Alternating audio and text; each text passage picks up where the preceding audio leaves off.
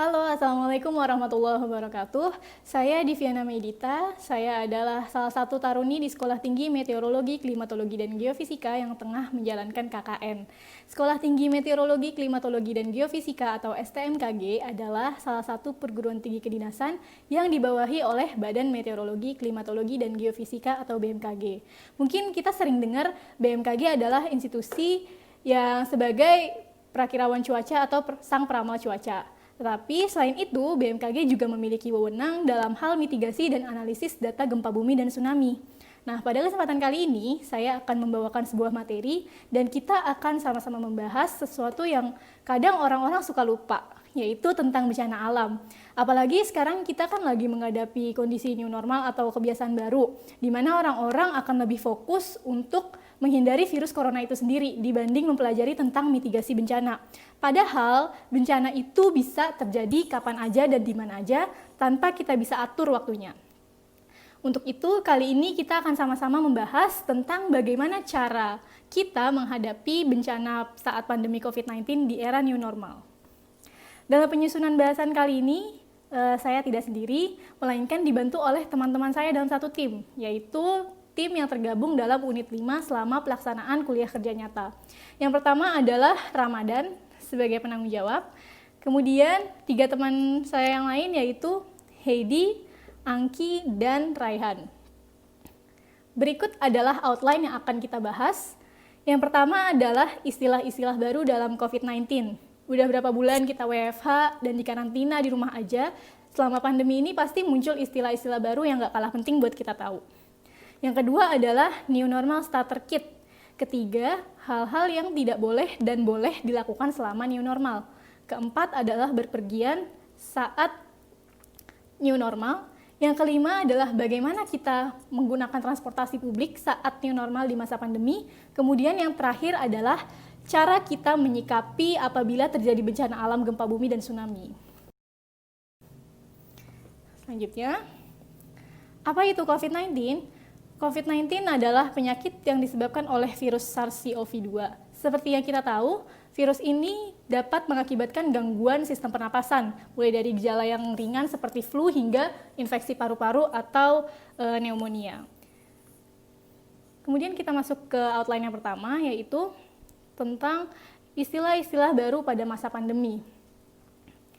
Referensi istilah-istilah baru ini kami dapatkan dari keputusan Kementerian Kesehatan tentang pedoman pencegahan dan pengendalian COVID-19.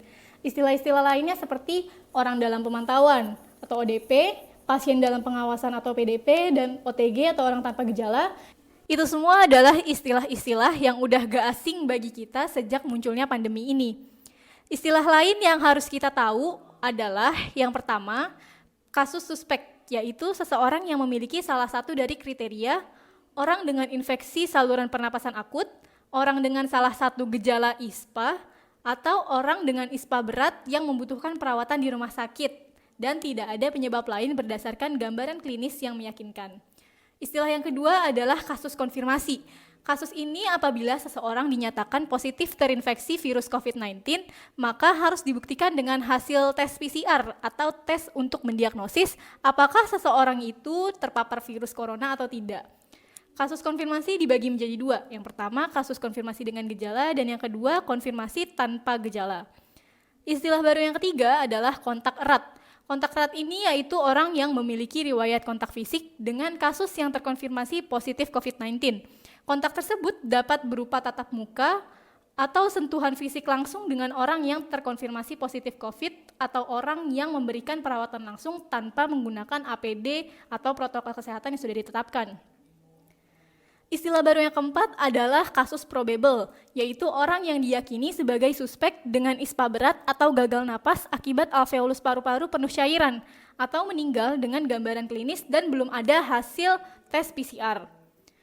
Untuk menghindari adanya kesimpang siuran berita, untuk itu kami menganjurkan agar tetap mengecek kembali informasi yang telah kalian dapatkan melalui situs resmi yang kredibel dan terpercaya keaslian dan kebenaran beritanya, yaitu pada situs Kementerian Kesehatan, situs pemerintah, atau situs WHO.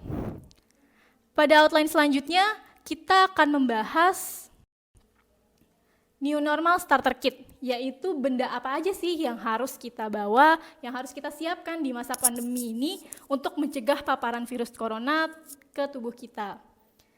Kita harus selalu membawa masker, hand sanitizer, tisu, serta alat makan dan alat ibadah pribadi.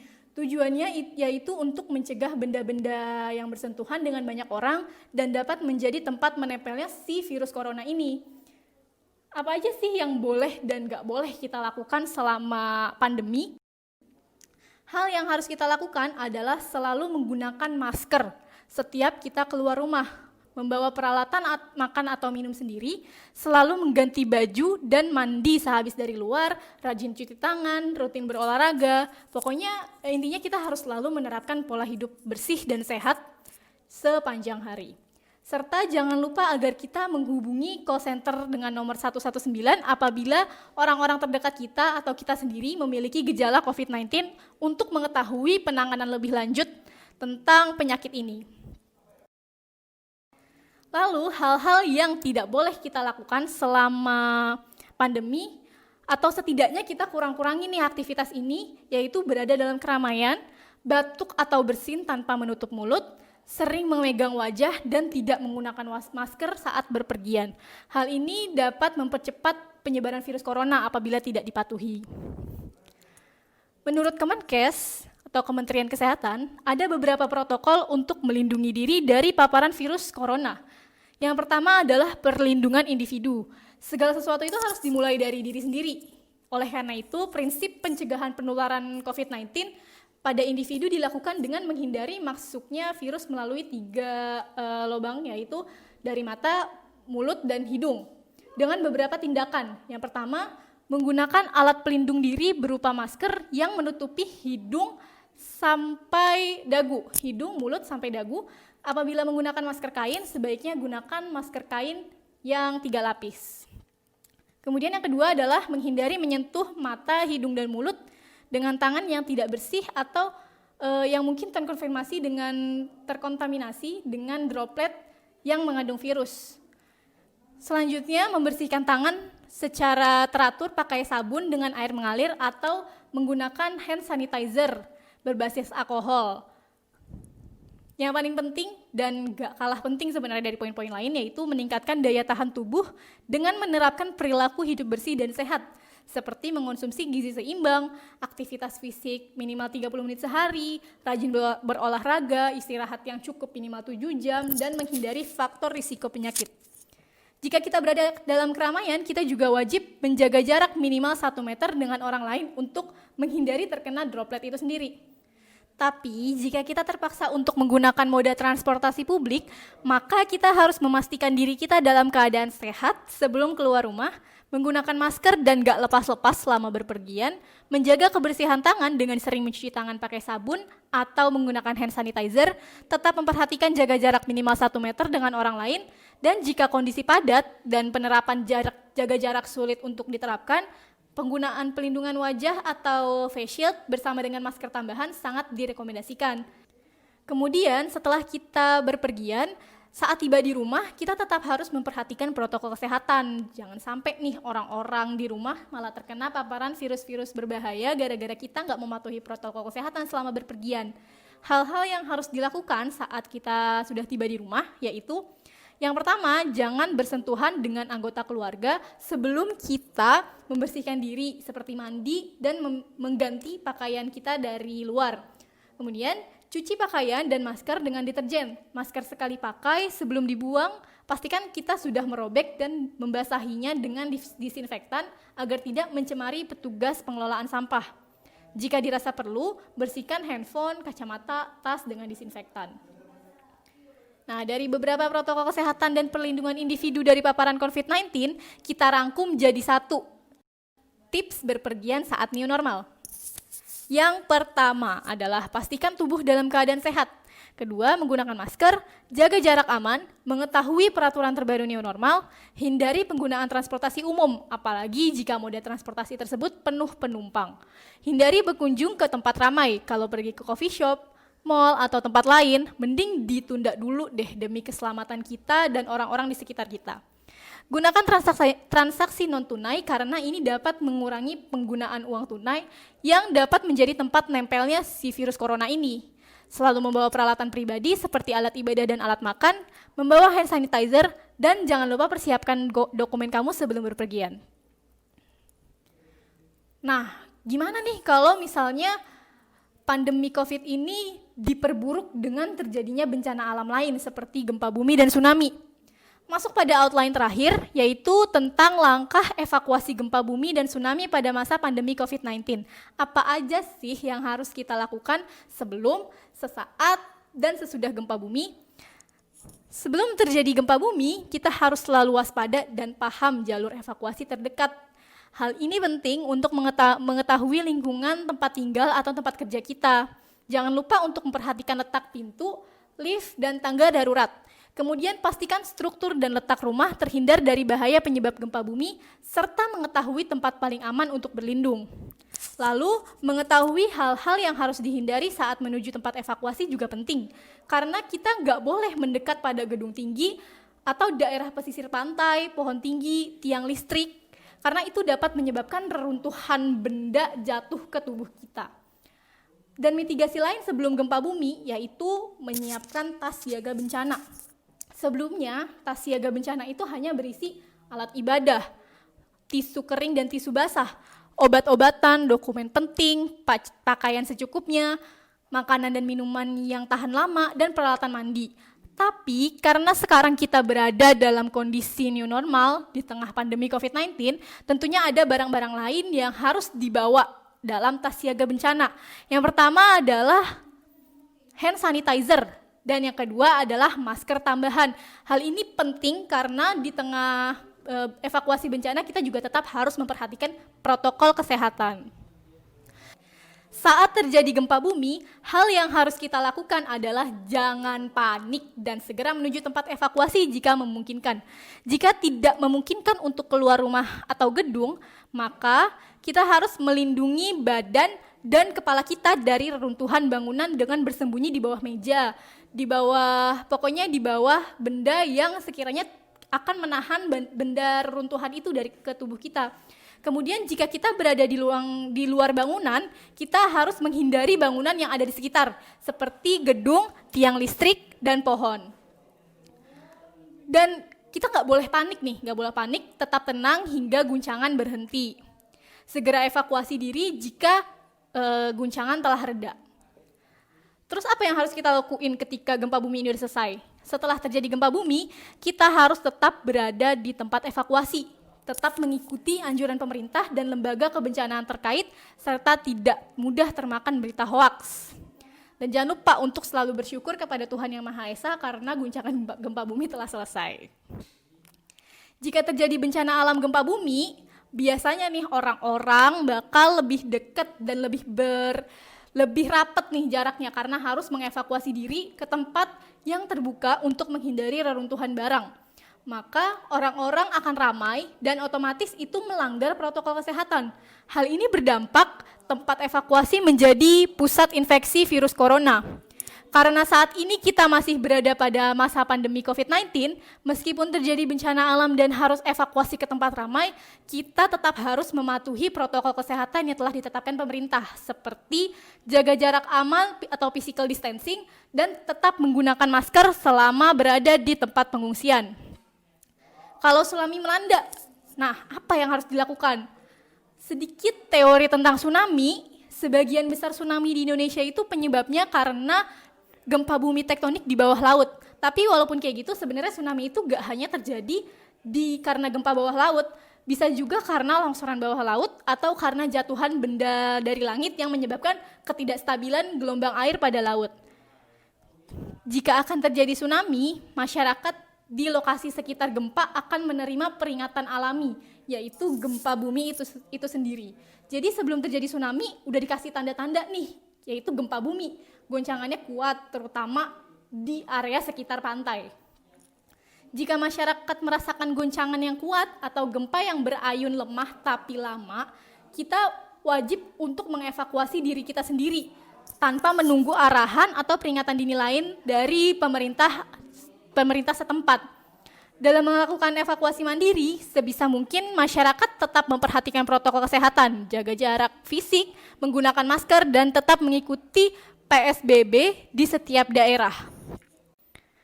Evakuasi dalam masa krisis peringatan dini tsunami tergolong menjadi 3 bagian, 3 masa krisis, yaitu yang pertama setelah terjadi gempa bumi, ini pra-tsunami ya. Yang kedua adalah saat tsunami menerjang, dan yang ketiga adalah setelah ancaman tsunami dinyatakan selesai oleh BMKG dan lembaga pemerintah terkait. Sesaat peringatan dini tsunami dikeluarkan oleh BMKG, maka masyarakat dianjurkan untuk menuju ke tempat yang lebih aman. Dan jika ancaman tsunami selesai, masyarakat harus tetap berada di tempat evakuasi sampai peringatan tsunami tersebut diakhiri. Masyarakat diimbau untuk tetap mematuhi protokol kesehatan karena kita berada dalam masa pandemi COVID-19. Selanjutnya, dalam menjalankan tugas, BMKG mengeluarkan peringatan dini tsunami dalam waktu 5 menit. Sistem ini bernama Inateus atau Indonesia Tsunami Early Warning System yang beroperasi di Jakarta. Sistem cadangan Inateus juga beroperasi di Bali. Jika suatu saat terjadi hal yang tidak diinginkan, maka Inateus di Bali ini akan membackup data dari Inateus Jakarta. Dalam masa pandemi, Inateus tetap beroperasi selama 24 jam per 7 dengan operator on duty yang tetap memperhatikan protokol kesehatan. Ini adalah standar operasi prosedur BMKG atau SOP yang dikeluarkan oleh BMKG. Ada 3 tingkatan atau level peringatan dini tsunami. Yang pertama adalah waspada. BMKG akan mengeluarkan status waspada apabila perkiraan tinggi tsunami yang akan tiba diperkirakan kurang dari 0,5 meter. Kemudian yang kedua adalah tingkatan siaga. BMKG akan mengeluarkan level siaga ketika tinggi tsunami yang akan tiba diperkirakan antara 0,5 sampai 3 meter. Apabila tinggi tsunami yang akan tiba diperkirakan melebihi 3 meter, maka BMKG akan menginformasikan kepada kita semua dengan status awas, status yang paling bahaya, bahwa kita harus mengikuti anjuran pemerintah untuk berada di tempat yang lebih aman. Status awas ini ditandai dengan warna merah ya, karena udah bahaya banget. Kemudian yang selanjutnya adalah dalam penyebaran atau diseminasi informasi gempa bumi dan tsunami, BMKG menggunakan SMS, email, Warning Receiver System atau WRS, website, media sosial, dan aplikasi WRS yang bisa diunduh di mobile phone. Nah, sebagai masyarakat kita juga wajib untuk download aplikasi Info BMKG supaya kita tahu nih update terkini gempa-gempa yang terjadi di Indonesia. Dan jangan lupa juga untuk mengikuti media sosial BMKG di Twitter, Facebook, atau Instagram dengan nama username Info BMKG. Berita-berita yang diunggah di Info BMKG itu tuh udah terjamin, gak hoax. Jadi emang penting banget sih buat tahu update tentang bencana gempa bumi dan tsunami di media sosial BMKG. Nah, selanjutnya, apabila dalam kondisi darurat COVID-19 terjadi gempa bumi yang berpotensi tsunami, BPBD dan pemerintah daerah perlu menerapkan langkah khusus terkait penyiapan evakuasi masyarakat. Evakuasi tsunami ini harus diutamakan untuk menyelamatkan jiwa masyarakat. Nah, ini alurnya. Jika terdapat guncangan yang kuat atau gempa yang berayun lama, maka kita wajib untuk mengevakuasi mandiri ke tempat evakuasi sementara. Lalu, jika tsunami ini dinyatakan berakhir, kita wajib mengikuti anjuran pemerintah, dapat kembali ke rumah atau menuju ke tempat evakuasi akhir. Penting untuk diketahui dan untuk direncanakan, yaitu rencana kesiapsiagaan tsunami dalam masa pandemi COVID-19. Setidaknya meliputi 4 poin ini. Yang pertama adalah peninjauan rumah sakit. Peninjauan ini harus dilakukan evaluasi, karena apakah rumah sakit yang menangani COVID-19 berada di daerah rendaman tsunami atau tidak. Sebaiknya rumah sakit ini memiliki kriteria bangunan tahan gempa dan jauh dari kemungkinan rendaman air pasca tsunami. Yang kedua adalah penyiapan tempat evakuasi sementara atau TES dan tempat evakuasi akhir atau TEA. Kapasitas TES dan TEA ini sudah ditentukan dan perlu ditinjau kembali agar masyarakat tetap bisa menerapkan jaga jarak. Selain itu, harus dilakukan disinfeksi secara rutin sebelum terjadi bencana agar tempat ini tidak menjadi penyebaran virus corona. Yang ketiga adalah harus menyiapkan sarana, prasarana, dan protokol pekerja sosial. BPBD bersama pemerintah daerah dan masyarakat perlu menyiapkan sarana, prasarana, dan protokol agar memberikan dukungan evakuasi yang tetap terproteksi dari COVID-19. Caranya dengan menyediakan cadangan APD yang dipakai saat membantu evakuasi dan termometer sebagai bagian dari peralatan P3K. Dan yang terakhir adalah rencana evakuasi dan protokol kesehatan. BPBD perlu menyiapkan rencana evakuasi dan protokol kesehatan bagi masyarakat. Masyarakat diimbau agar tetap memastikan menjaga jarak aman, menggunakan masker, dan menjaga kebersihan diri dan sekitarnya pada saat evakuasi. Oleh karena itu, sosialisasi mitigasi gempa bumi penting dilakukan sebagai proses pencegahan atau edukasi dini terkait evakuasi gempa bumi dan tsunami. Terima kasih. Baiklah, sekian yang dapat saya sampaikan mengenai mitigasi bencana di tengah pandemi. Apabila ada pertanyaan sebagai bahan diskusi dapat disampaikan. Terima kasih atas antusiasmenya dan semoga apa yang telah disampaikan tadi dapat diterapkan sesaat sebelum atau setelah terjadi gempa bumi. Kami dari Unit 5 KKN STMKG memohon maaf apabila terdapat kesalahan dan kekurangan dalam informasi. Wassalamualaikum warahmatullahi wabarakatuh.